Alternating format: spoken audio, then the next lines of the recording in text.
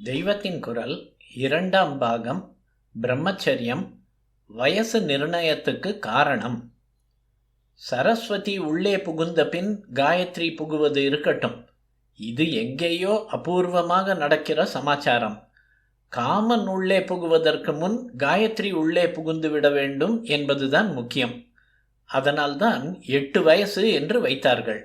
காமத்தின் ஆவேசம் ஏற்பட்டுவிட்டால் அது மந்திர சக்தி பெற முடியாமல் இழுத்து கொண்டு போகும்.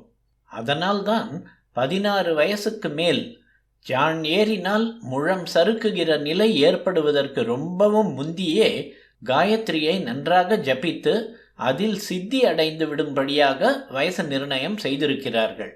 இதொன்றையும் நாம் சீரியஸாக எடுத்துக்கொள்வதே இல்லை. தண்டத்துக்கு செய்கிறோம். அடியோடு விட்டு விடுவதற்கு துணிச்சல் இல்லாததாலேயே காலம் தப்பி முறை கெட்டு ஏதோ செய்தோம் என்கிற பொய் திருப்திக்காக பண்ணுகிறோம். இதைவிட தைரியமாக நாஸ்திகமாக இருந்துவிட்டால் கூட தேவலை. அவனுக்கு ஒரு கன்விக்ஷனாவது, கொள்கை உறுதியாவது இருக்கிறதல்லவா என்று கூட தோன்றுகிறது. பால பிராயத்திலேயே காயத்ரியை ஜபிக்க ஆரம்பித்து விட்டால் பசுமரத்தாணியாக அது பதியும். காயத்ரியானது முக்கியமாக மென்டல் பவர், மனோசக்தி, தேஜஸ், ஆரோக்கியம் எல்லாவற்றையும் அபரிமிதமாக தர வல்லது. இந்த ஜபத்தாலேயே குழந்தைகளுக்கு நல்ல கான்சன்ட்ரேஷன், சித்த ஒருமைப்பாடு, புத்தி தீக்ஷண்யம், ஷரீர புஷ்டி எல்லாமும் உண்டாகும்.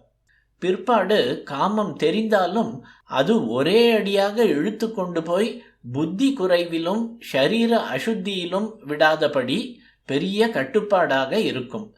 பிரம்மச்சரிய ஆசிரமத்தில் இவன் வீரியத்தை விரயம் பண்ணாமல் நல்ல பிரம்ம தேஜஸோடு அறிவாளியாகவும் குணசாலியாகவும் அடக்கம் முதலான நன்னடத்தைகளோடும் தெய்வ பக்தியோடும் ஆத்ம சம்பந்தமான விஷயங்களில் பிடிமானத்தோடும் இருப்பதற்கு பால்யத்திலேயே காயத்ரி அனுசந்தானம் பண்ணுவது பெரிய சகாயம் செய்யும்.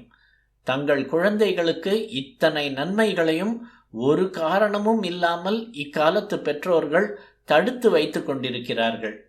காயத்ரி ஜபம், வேத அத்தியனம், இதர வேதாங்கங்களை படிப்பது, பிக்ஷை எடுப்பது, குரு சுஷ்ருஷை, நடுவே பிரம்மச்சரிய ஆசிரமத்தில் செய்ய வேண்டிய விரதங்கள் இவற்றை முடித்து நல்ல யௌவனத்தை அடைந்தவன் சமாவர்த்தனத்தோடு குருகுல வாசத்தை பூர்த்தி பண்ண வேண்டும். பிறகு காஷிக்கு யாத்திரை சென்று வர வேண்டும்.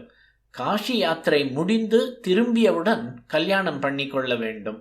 சமாவர்த்தனத்துக்கு பிறகு விவாகம் வரையில், அதாவது ஒருவன் காஷி யாத்திரை போய் வரும் கட்டத்தின் போது அவனுக்கு ஸ்நாதகன் என்று பெயர்.